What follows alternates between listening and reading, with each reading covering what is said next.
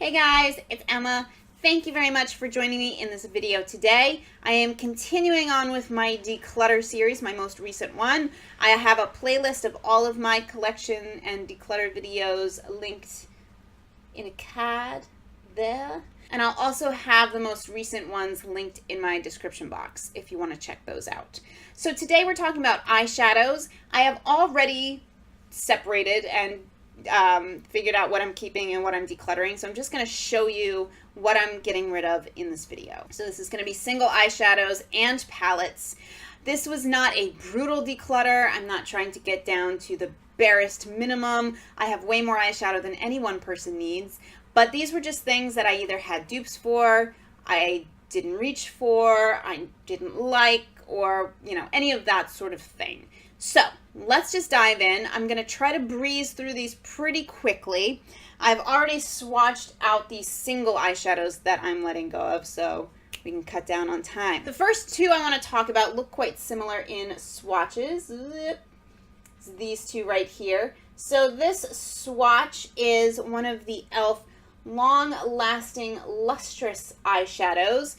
I'm keeping 4 of these, so I do really like this formula. It is not a pigmented shadow. It's something that I like to put on top of shadows. As you can see from the swatch, you know, it's not a very opaque color, but it does have a really beautiful kind of shiny metallic finish that I find is just really pretty on top of other eyeshadows that maybe have a little bit more pigment to them. This one just is dried out. It's kind of difficult to work with. It's pretty crumbly. I don't know what shade it is. They don't have the shades written on these ever. I don't know why I was going to say anymore. They never did. So that can go. The swatch next to it that looks similar, just a little less kind of wet, is a Wet n Wild MegaShimmer Shimmer Dust. It is in the shade White Lotus, and I think I just got this because it's pretty. And it was like $1 or $2. And I never use it. So it can go. This next swatch down, which is beautiful, and it's kind of hurting me to let this go, but I'll explain myself in a second, is from Urban Decay. Ooh, this is an Urban Decay single shadow. It's in the shade Midnight Cowboy. This was the Ulta birthday gift last year, I believe, or maybe I think it was last year. Doesn't really matter. As you can see, it's beautiful, beautiful. Oh my gosh, it's so pretty, shiny, pinky. But it has, I'm going to get in nice and close, very awkward glitter in it. Now, I love glitter. My channel is called Glitter Geek. I have no problem with glitter.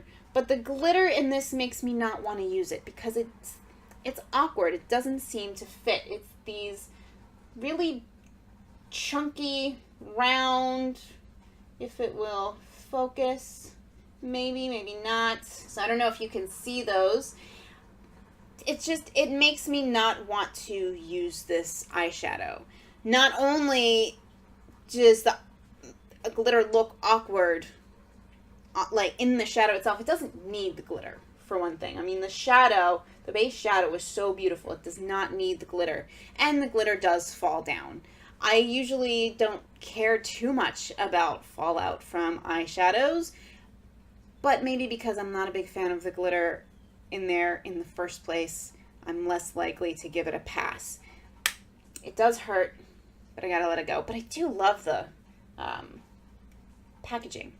Packaging on this is really pretty. The last shade you see down there is the last non-cruelty-free item that has been lingering in my makeup collection, and it is a single eyeshadow from MAC. It is in the shade Woodwinked. I asked for this for Christmas a few years ago when I first started watching YouTube and really getting back into makeup. I didn't start off cruelty-free. Everybody and their dog was just all about MAC, and so I had asked for a bunch of MAC stuff for Christmas, including Woodwinked, because it was showing up in a lot of tutorials. And I have used it. I mean, you can see a little dip in there, but I don't reach for it. And then I have 2 swatches over here. These are both Milani single eyeshadows. Now, I don't hear anybody really talking about Milani single eyeshadows. I actually really like them, but these are just a couple that I don't reach for or I have dupes for elsewhere. This first one, the purple one, I keep wanting to keep, but I don't use it, so I'm getting rid of it, even though it's really pretty. It has a really nice kind of blue shift to it, but it's just a little wishy-washy. I don't know if you can tell from that swatch, it's quite sheer, which could work for sure, but this is the kind of shade that I would want to like pack on the lid and have it be, you know, like bam, purple. And it's just not that kind of eyeshadow, and I would rather let this go and get something that is, if that makes sense.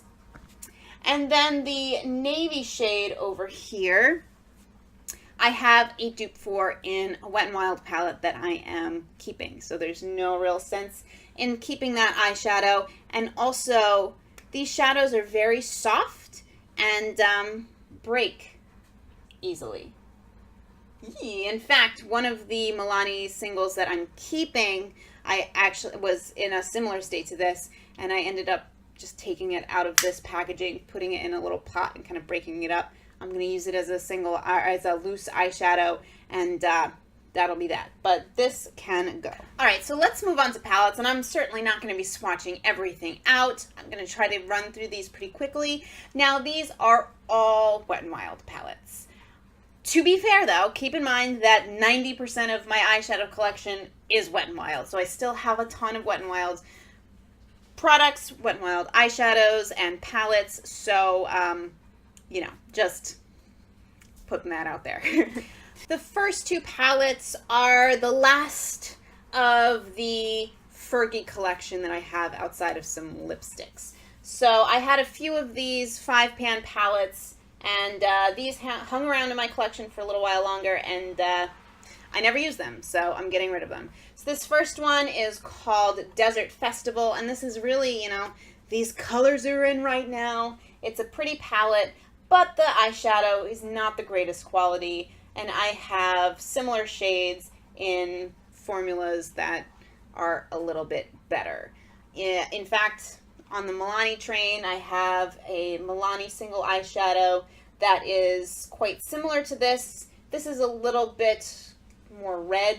The Milani is more towards this kind of creamsicle color, but still bright and matte, and it's beautiful, and I'm going to keep that instead. So that can go. This next one is called Camoflauge Couture, and it does have really pretty green shades in it, and it's beautiful, but I don't use it. And the formula is so that can go. Next are a couple of their 8-pan palettes. This was a limited edition palette, and I actually recently did a video using this palette, and I did like the look that I came up with. But I have a similar palette from the same collection that I like the shades better, and or I have similar shades in other palettes that I prefer. So there just wasn't a need to keep this one around because it's full of dupes. It's the Hemporary Solutions palette, by the way, and it's really fun colors. It's a lot of mattes. Got this really pretty yellow. These are the colors that I used in the video on my channel. It's this great teal, which again I have in other palettes, and these pretty greens, which I have in other palettes. This white is pretty terrible, so I'm not gonna miss that. The next palette is actually a permanent 8-pan palette in Wet n Wild's collection, and it's the Poster Child palette. So it's full of these kind of satin matte, interesting colors, and this is a great palette to try these colors out, I think. But the formula is not the greatest. It's certainly not the best that Wet n Wild can do. Now, I've had this palette for a long time, so I don't know if they have reformulated these shadows and kind of brought them up to par with their more recent matte shadows. I think are really, really great quality.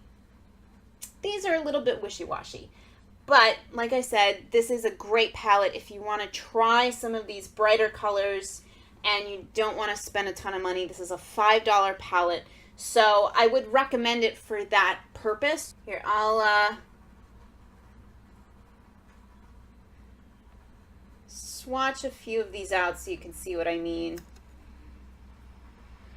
So they're, yeah, you know, they're just a little bit wishy-washy, which, if that's what you're into, or again, if you just want to play around with these colors and experiment, this is a great option to do that, but it just doesn't hold a place in my collection anymore. Next is a limited edition 5-pan palette. It's in the Gal-lery Next Door, and it's a bunch of purple shades that are pretty for sure, but the two that I really love in this collection, this crease shade here, and this lavender over here, I have similar shades in different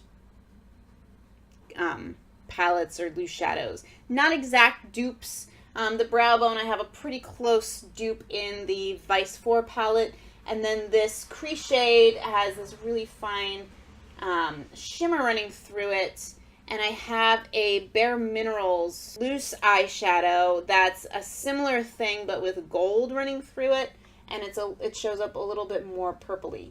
It's a nice shade, but I have a similar enough dupe, using the term dupe loosely. So I have 3 limited edition trios, and then I have some permanent palettes to show you, and I'll swatch those out in case that's something you'd like to actually get. This first one is from the most recent, the Spring 2017 limited edition collection. It's in the shade Will You Marina Me, and every review said this was the worst palette in that collection, and I wasn't gonna buy it, but these shades just were like, yes, you need me. And everybody was right. These are not the greatest eyeshadows. You know, I have a million browns. This gold is pretty, but I have similar ones in my collection. This teal is not great, and that's really the thing that drew me in with this palette. And yeah, so this can go. I don't really have to talk too much about that. Something to rave about was a limited edition trio summer last year or the year before. Same collection as Hemporary Solutions. And it is an interesting little palette. I mean, these are not shades that you often see in the drugstore. These are 3 matte eyeshadows, but I don't reach for them. This kind of magenta-y color, I have a similar shade in a palette that I'm keeping. This blue I never use. This yellow is alright, but not enough to keep the whole palette. Last limited edition one, or last one I can't find anymore. This is I'm Feeling Retro. Now this, I think, was a permanent palette. It's in the kind of permanent collection, or the packaging. You can see the limited edition is in white. Permanent stuff is in black. But I haven't seen this in years, so there we go. They're pretty shades, but again, I don't need any of them. This white is quite chalky and powdery. This teal I have in other palettes, and this purple, well, it's pretty. Again, not worth keeping the whole palette, and it definitely takes some work to build up. It's quite sheer. It is pretty. You can see it's got that kind of cool blue shift, similar to the Milani eyeshadow from earlier, but more shiny. But yeah, that can go. All right, the last 4 palettes I'm going to talk about, you can still buy if you are interested, but these are my thoughts on them. So the first one is one of the Au Naturel palettes. This is in the shade Bare Necessities, which of course always gets the Jungle Book song stuck in my head, which, you know, is cute for about 5 seconds. Anyway, it's a nice palette, but I much prefer the Nude Awakenings version, which is kind of the rosier, redder version of this. I just find those eyeshadows to be a little bit better quality. There are a lot of similar shades to this palette, and there's nothing in this palette that's so different from things that I already own. And it just doesn't really have a reason to stay in my collection. These last 3 are great palettes. They are fantastic. I highly recommend them. I just don't use them. So there's no point to keeping them. Hurts to say this because it's such a great palette, but I don't use it. So there's no reason to keep it. This is Walking on Eggshells. You can see it's a really great, easy, neutral, quick, simple all that good stuff. Palette, all of them are shimmery, just so you know, but you have your brow bone, crease, and eyelid shade as these Wet n Wild trios are usually set up. So here are the swatches. So that, ooh, really pretty shiny pink is the eyelid shade. Now, as soon as I swatch this out, I'm like, ooh, that looks a little bit like Midnight Cowboy. So I did swatch Midnight Cowboy next to it. They're similar, but not the same. I actually prefer the finish of Midnight Cowboy, which is right here. It's, again, that really shiny, wet, almost crease shade in the center is a really nice warm brown. And then you have that creamy shade, which is shimmery, but not quite as metallic as the eyelid shade.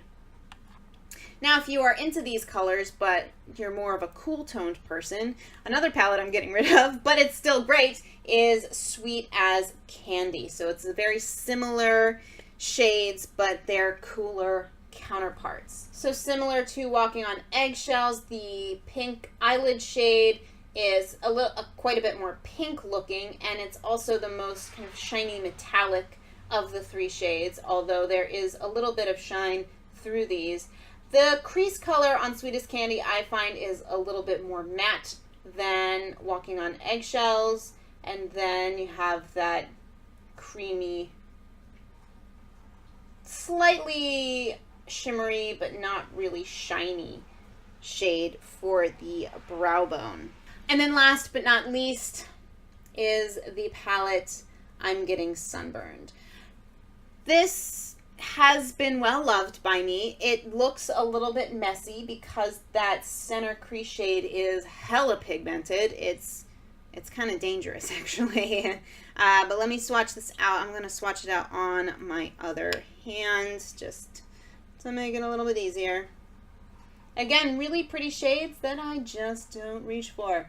So that gold is gorgeous. The brown, you really need to be careful, but it's beautiful. It's got a gold shimmer through it. And then the pink with, again, a little bit of a bluey shift is really pretty.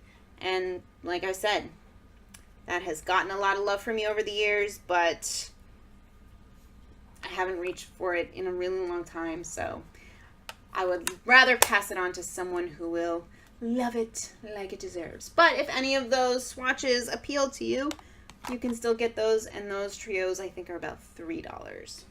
I have one more. This I've been keeping around just for nostalgia purposes. It's super old. I actually did Google this brand and I couldn't really find anything about it. It is a palette from Jordoch or Jordoch. I'm not exactly sure.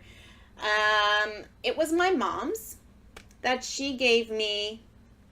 I don't know, 14 maybe. I'm 30 now, and she had already had it for a while, so that should give you a clue to how old this is. It's super messy and gross. You can see the shades that I really liked at 14, and some of these are lipsticks. Like this is a lipstick from Jane that I put in this palette for some reason. I tried to make some lipsticks. You can see these kind of goopy, whoops, where am I? Goopy shades here. I would put Vaseline in an eyeshadow and mix it up to make a lipstick. Varying degrees of success, if I'm honest.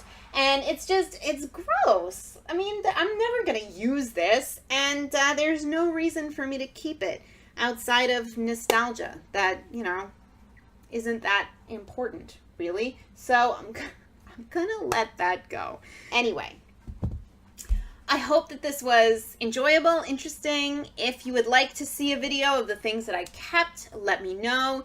And if I do any more declutter videos, you'll see them, especially if you subscribe, which you can do by clicking on my face or the button below. And thank you very much for watching. And I hope you have a wonderful day, and I will see you in the next one. Bye, guys.